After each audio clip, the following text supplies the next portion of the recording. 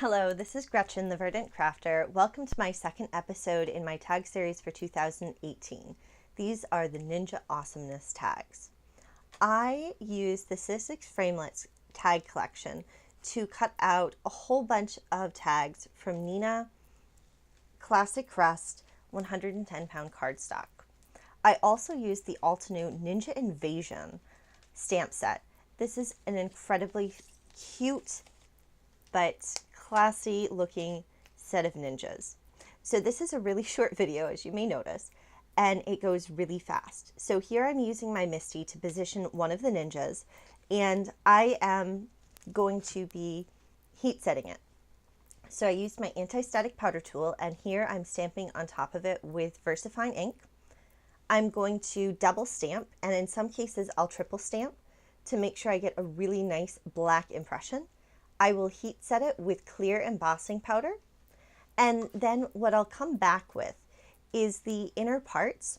So one of the great things about this stamp set from Altenew is that it has the layers for the skin, so for the around the eyes, for the hands, and I stamped that using Altenew's ink.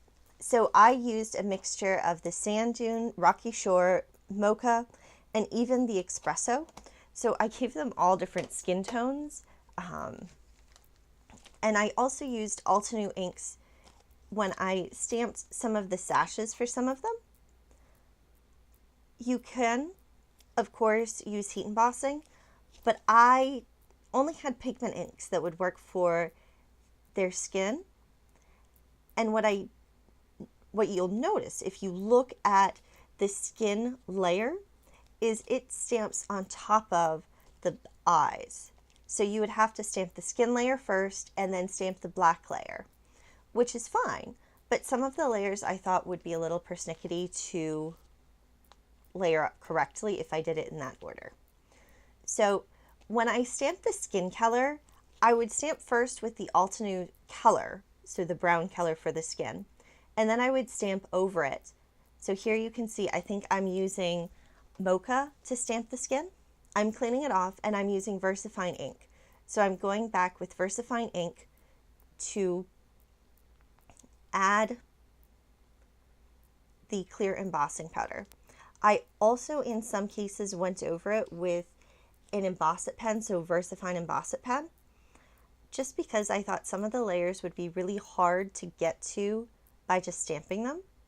And I wanted to make sure it was completely covered, because what I plan to do and what I do it towards the end of the video is go back over it with stencils and distress ink. So for stencils, I mainly stuck with Hero Art stencils because that's mostly what I own. I used one stencil that is from the January or maybe December kit from this last year, so 2017, December or January 2018.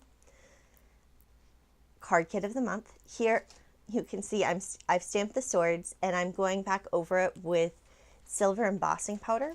In this case I grabbed some from Avery L, but I know Hero Arts makes a great one, and I'm pretty sure that the Altenew one is great too.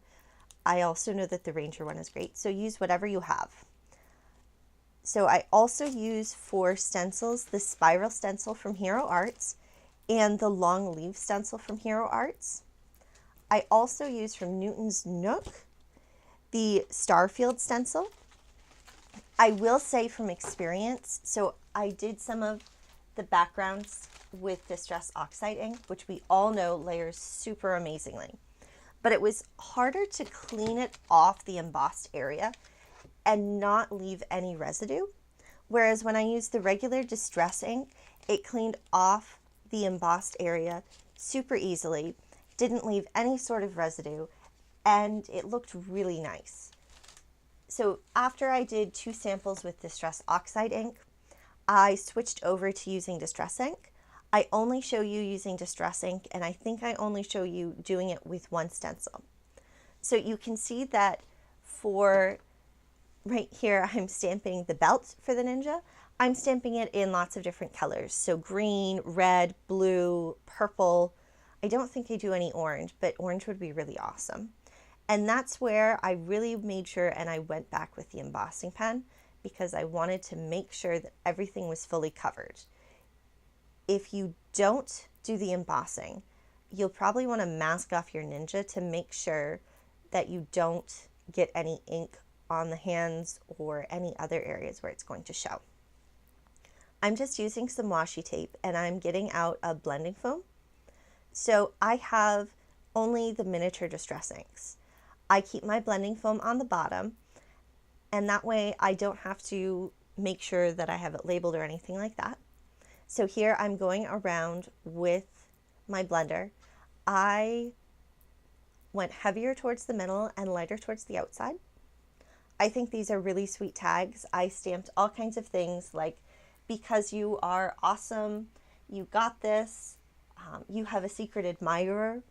I'm going to create little bags. So all of the tags were threaded with either gold and black twine or black ribbon. And I'm going to fill just little plastic bags with candy. It would be also really sweet if you have one of those gift bag dies so you can cut it out yourself and fold it. You could also do these with gifts.